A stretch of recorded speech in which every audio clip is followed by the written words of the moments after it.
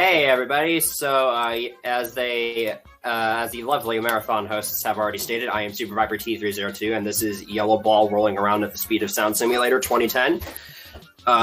So this is a game that is part of the Namco Museum Remix and Namco Museum Megamix compilations. It is an upgrade of the Nintendo DS game Pack and Roll, and we're just going to go right on in 3, 2, 1, video games.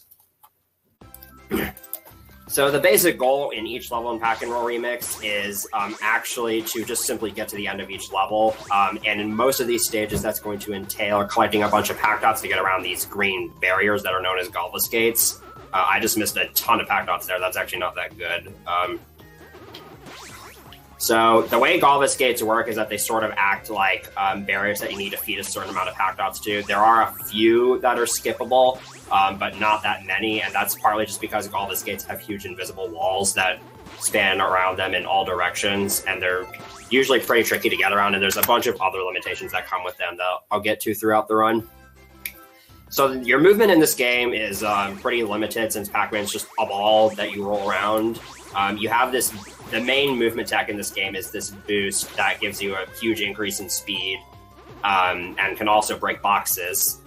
There's also a braking mechanic in the game, which you can use by pressing B or Z that halts Pac-Man's momentum immediately. So what you're going to see me do a lot is stop Pac-Man's momentum in place using the brake move, and then immediately redirect his momentum in a different direction with boosting.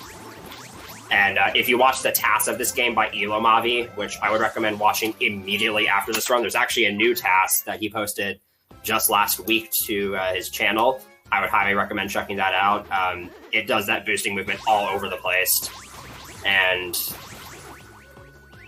it's just insane how high the skill ceiling is for this game, but there's no way a human could ever match that, just because the amount of reflexes you would have to do is insane. That boost can just happen for some reason. I have no idea why. So when Pac-Man boosts up a slope and then becomes airborne, he can gain quite a bit of height, and this will actually be used for a number of skips throughout the run.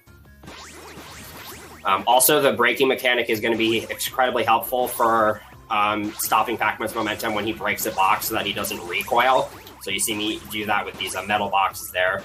It'll also just be used to keep Pac-Man from falling off of ledges or keeping him from bumping into walls and going all over the place. So this stage is introducing the Night Pack card. This is actually the first of the 2 power-ups that exist in this game. It makes Pac-Man a lot heavier and move a lot slower, which sort of limits movement options, but he can break those metal boxes, which normal Pac can't do. So in most levels, he's required. So this level actually introduces the other power-up, but I'm going to be skipping it because normal Pac will actually move quite a bit faster, and this enables me to make a platform cycle at the very end of the stage that saves about 8 seconds. So the other power-up is known as Light Pac. It basically, as the name implies, it makes Pac-Man a lot lighter, and that means he gains a lot more height from slope boosts, and he's also just a lot floatier, which makes a ton of skips, which makes it heavily breaks the game, basically, and you're going to see that in this next level here. So 2-1 has the first major skip of the run. And there's a lot going on here. So what I'm actually going to do is grab the Night Pack card to go underwater here. Then we're going to grab the Light Pack card. And I'm going to take advantage of the slope boost mechanic to get up here. And you're not normally supposed to be able to access this section until the end of the level. And then by using a ledge grab hop from here, I can hop into the goal platform without opening the gate. So that's the first gate skip of the run. It saves about 35 seconds over doing the level the normal way. So yeah, very big time save. So at 2-2, there is also a gate skip, but it is task only. So I will be going through this level sort of the normal way. I will be using those bounce pads to jump up to higher sections of the level early. So yeah, the main thing with this level is that you really need this Light Pack card in order to get through this bounce pad section of the level. The Light Pack card is only available after opening the gate. It is possible to get to these final 2 bounce pads using a slope boost as normal Pack, but just barely, and it's never been pulled off RTA. So you probably won't see that integrated into runs anytime soon. And then this level is the biggest tease of all, because the goal platform is infamously right behind the very start of the level, but it is impossible to reach it using a slope boost. And if it were possible, that skip would save over a minute. And what's stupid is that the skip is actually possible in the original DS version of the game, but the mechanics are different. in Pack-and-Roll Remix, so the skip is actually not possible here, and that's a huge, huge bummer. And believe me, I've tried it more times than I care to admit. It's just not possible. But, yeah, this level is mostly just kind of rolling around. This level is a very good demonstration of how pack dot routing works. So typically, you want to be able to get pack dots in ways that you want to route out these stages so that there's the minimum amount of backtracking that you have to do, and also you don't have to go out of your way as often for pack dots, while still meeting the minimum requirements for each gate. But most of the levels are pretty straightforward, so the routes are usually pretty self-explanatory. Alright, now I just gotta make it to the end here.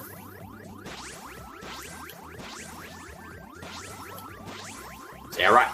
This is right behind where I started in the level. So yeah, you don't want to fall off there, or else that's a minute lost. Alright, now it's time for the first boss stage of the run. So this is Galvis. He's the main antagonist of the DS game. You don't really get to know his story here, but basically the way these fights work is you have to eat 3 power pellets to turn him vulnerable, and then you can eat him, and you have to do this a total of 3 times. The power pellets always spawn in consistent locations, so I pretty much know where to go for all of them, and this fight is literally just a loop. So you just kind of keep going in a circle, grabbing the power pellets along the way. I am waiting for Galvis to approach me when I get to the 3rd power pellet, just because otherwise I'd have to chase him down, and that could lose a little bit of time. So I grabbed the Night Pack card there just mainly so I could get that metal box out of my way, and since I have to wait for Galvis at the end here anyways, it doesn't really matter what I do. I can actually go for him a little bit early here. That last hit's usually a bit more generous. Okay. So now we're off to World 3, Sweetland. So the run takes a pretty big jump in difficulty here, and this level is actually one of the more reset-heavy levels in the run for a variety of reasons. So in this level, there is a platform cycle past the first gate that basically requires near-perfect execution for the first 40 seconds of the level, although most of it is just spent on this auto-scrolling car here. And also, ghost movement has to be nice here. Ghost movement is basically RNG in this game, so sometimes they can just get in your way here. Also, I cannot miss a single pack dot in this first part of the route, otherwise I have to get backup pack dots, and that can lose at least 5 seconds. Okay, so I'm gonna sacrifice that one. I would much rather missing the cycle loses more time than having to grab backup pack dots.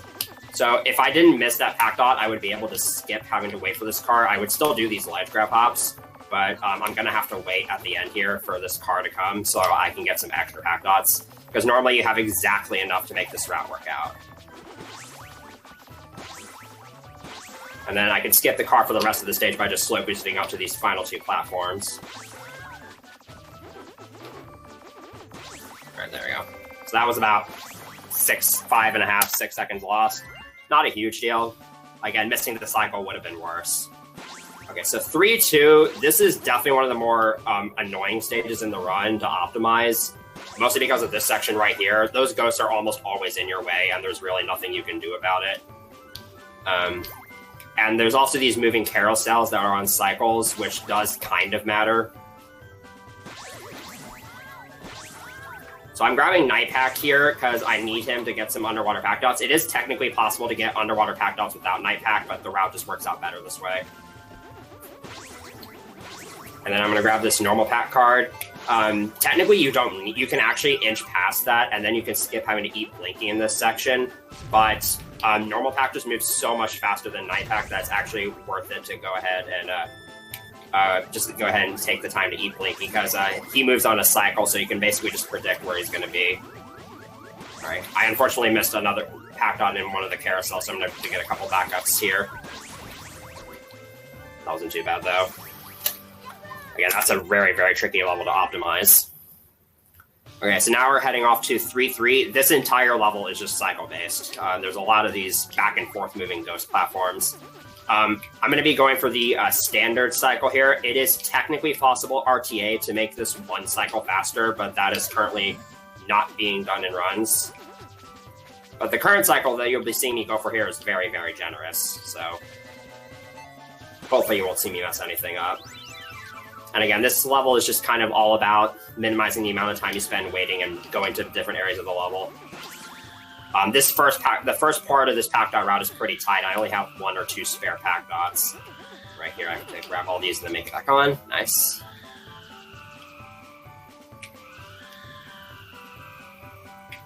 And then for this final section, I have to play it pretty quickly. You're probably wondering why I'm not just using light pack to jump around the Galvus gates. And that's actually not only do the Galvus gates have invisible barriers, but in this level, there's actually wind that prevents you from making it all the way over. And there's a couple other levels that have that feature as well. It's really annoying. And so that was 3-3. So yeah, if you play that level the same way every time, you should get the same time every time. So 3-4 is a level where I'm going to be particularly stingy about pack dots because at the very end of the level, there is this roller coaster that is basically just an auto-scroller. And there's no way to skip the roller coaster entirely because you need the pack dots from it in order to open the gate. But there is a way to kind of get around that. That was a really, really clean first section, and I didn't miss any pack dots. Okay, I'm going to go into the water here to grab that normal pack card again, just because normal pack moves a lot faster. And if I do miss, this is a level where missing pack dots does kind of increment into small time losses. I can miss usually like up to 4, but hopefully I don't miss any. All right, nice, I didn't miss any. That was really, really good. So here is the roller coaster. So I need to get to 80 pack dots. You can see how many pack dots I need to unlock the gate in the upper left-hand corner. Once that number reaches 80, I will actually intentionally die. And since I hit the checkpoint, I will respawn there, but I'll still have all the pack dots I have in my inventory. So that basically cuts out the last part of the auto-scroll here. And the fewer pack dots you miss, the earlier you're able to die. So I missed 1 there, so I'm going to lose a little bit of time here, but not that much. Now this is going to incur a little bit of unnecessary time loss because my life count changed from when I started the level. And if you have autosave turned on and Namcome's in Megamix and that happens, you get this autosave message. It wastes about 4.5 seconds, but the net time save is worth it. Okay. So this is the World 3 boss fight. This is, I think, the shortest boss stage in the game, but it's also definitely the scariest. Because, as you can see, the space you have to work with is extremely narrow, and it's super easy to just fall off and die. And if you die in a boss fight, you have to redo the entire stage. Okay.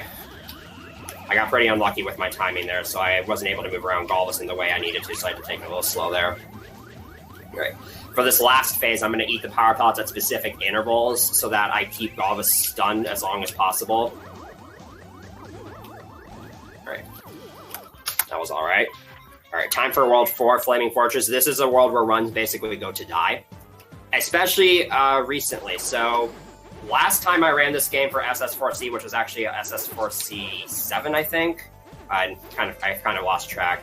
I was able to execute a skip in this level that was theorized by Elomavi, and currently that is the only time that skip has ever been done RTA, so I got some pretty tough standards to live up to here. Okay, I'm not going to go for it again. So what I was going to try to do there was a trick called a bounce boost off of those little spinning bounce pads there, and if I had executed it properly, I could have flown over the barrier that separates the 3rd and 4th sections, which would allow me to skip both the 3rd and 4th gates of the level. It can save up to 15 seconds if you get it but it's insanely precise. And like I said, I have tried it several times in runs, and that is the only time I've ever pulled it off.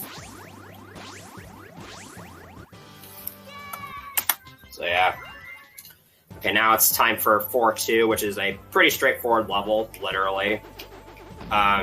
Nothing too much to say here, just got to be collecting pack dots throughout the way. There's a lot of obstacles here, so I'm probably going to be taking damage a lot. You probably noticed that I have 7 bars of health. The default for this game is actually 3, but NG Plus is sort of the standard for running this game RTA, because nothing changes in the base game between when you complete it and when you first play it. And as I said earlier, Namco Museum Megamix autosaves. So it's actually, and there's a little hidden pizzas throughout the game that give you extra bars of health. So it's allowed to have all of those it's allowed to already have all of those collected when you start the game.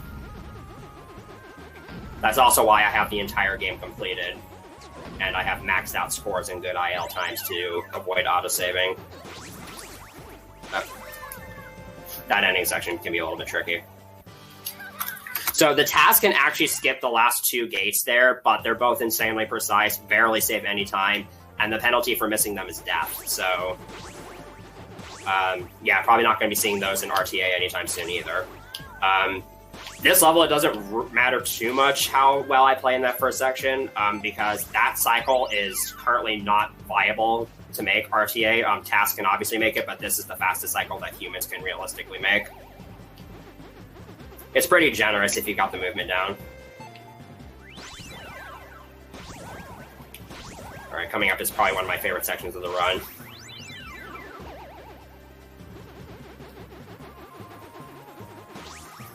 So again, here I'm just going to be getting just enough pack dots in order to unlock the gates. I need to wait till I get to about 55. There we go.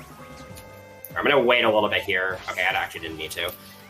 If I had gotten there about 0.3 earlier, I could have potentially gotten a new IL record, and that would have caused an autosave. Okay, so here's 4-4. This is the level with the only new thing that has been added to this run since I last ran this game for SS4C. So Ilomavi, the game's taster, between the last time I ran this game and now, actually found a small little skip that I'm gonna attempt here. It's not as precise as the 4-1 skip, but it's still pretty precise and it doesn't save that much time. So we're about to try it here. That's not gonna work, I don't think. Oh wow, that actually worked. So that is the only place in this level where we've been able to find a way to fall and save time without hitting any death barriers. Believe it or not. So that skip saves a few seconds. That's actually the first time I've ever hit it first try RTA, so I should be getting a pretty big gold split here. Provided I don't die. This level is super easy to die in because there's a lot of awkward turns you have to make, and you have to do a lot of boosting, and one wrong ankle hold can just send you plummeting to your death. Yeah, this is like a 5-second gold. Very surprised with that. Okay, so here is 4-5. So I mentioned a technique earlier called bounce boosting. The way that works is when you boost on the first frame you're in contact with a bounce pad or lava, you will actually enter the boost state. And that is going to be especially abused in this level. This is a glitch found by Joester98. And it makes for a lot of pretty interesting strats here, although this is also a very health-dependent level. Okay, so I took 1 HP of damage there. That's might be a problem later. So here's a bounce boosting. It's a frame-perfect motion control-based input, so very fun. And then here I'm going to be using a lot of lava boosting to skip these falling towers. Nice.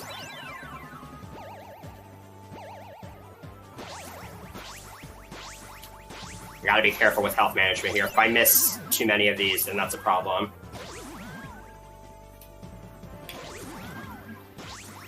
Alright. So this is, I think, the second fastest cycle that can be made RTA. It used to be the standard cycle. Alright. I need at least 3 health for this final set of lava boosts. Nice. That was a really good 4-5. Okay. Now we're off to the World 4 boss. So this is one of the really only major instances of RNG in the run. Nice, I got the double power pellet grab. So normally Galvis rotates the platform one of 3 different ways, but you can sort of mitigate the RNG by just like boosting to those power pellets. I'm actually going to try to do something similar here. Ah, you didn't get it. I got good at platform RNG though, so it's not a huge deal. So what I was trying to do was slope boost to this upper left power pellet early so that I could get Galvis a little bit sooner, and that would also allow the third phase to go by a little bit quicker.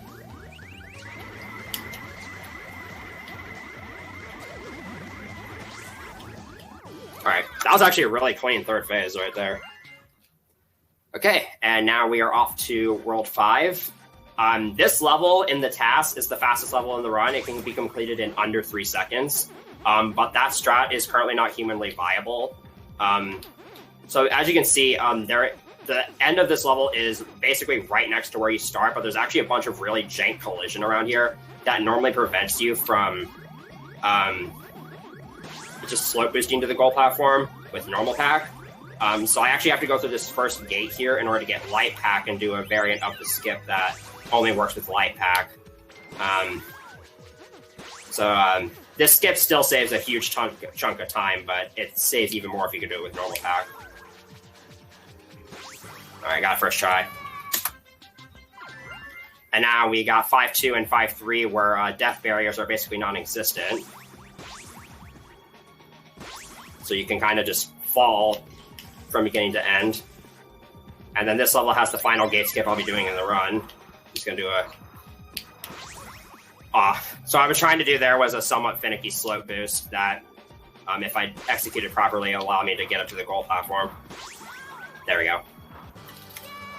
Alright, there's going to be an autosave here. Okay, so here is 5-3, the hardest level in the run.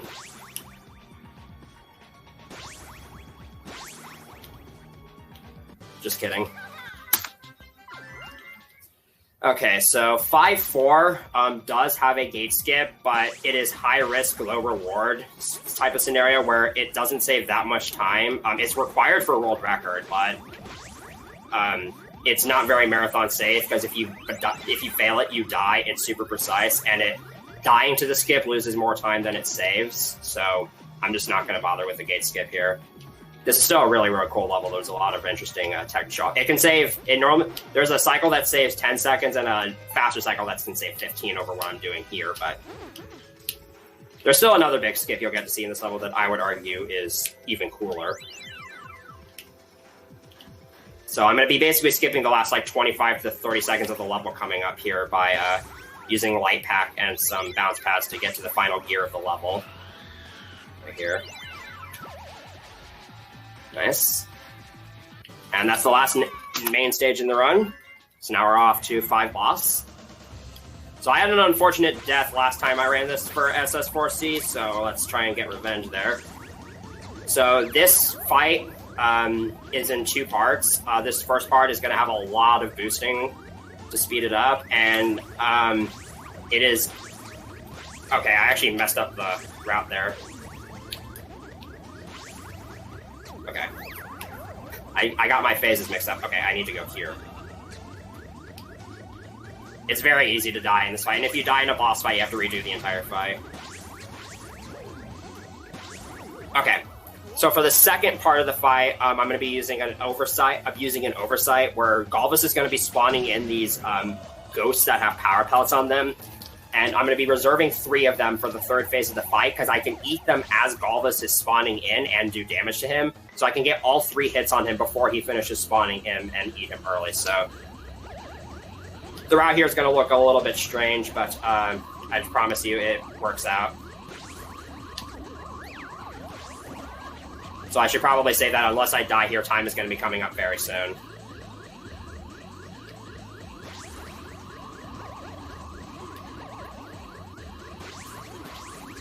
Alright, you might want to get ready on time. This is just... Come on. There we go. And time. I barely missed the 22, but 2302 is still a SS4C PB for this game. So I will definitely accept that. So a pretty solid run overall, I'd say. I hope you enjoyed that. Please, please, please run this game. If you want to run this game, I will personally teach you everything there is to know about it on the one condition that you get a run on speedrun.com. Yeah, that is Pack and Roll Remix. I hope you enjoyed that. Thanks SS4C for having me on again. And again, make sure to check out the test by Evil Navi. He is heavily contributed to this game, and it's an insane watch. So, yeah, so that's it for me, and take it away, hosts. GG. Thank you very much.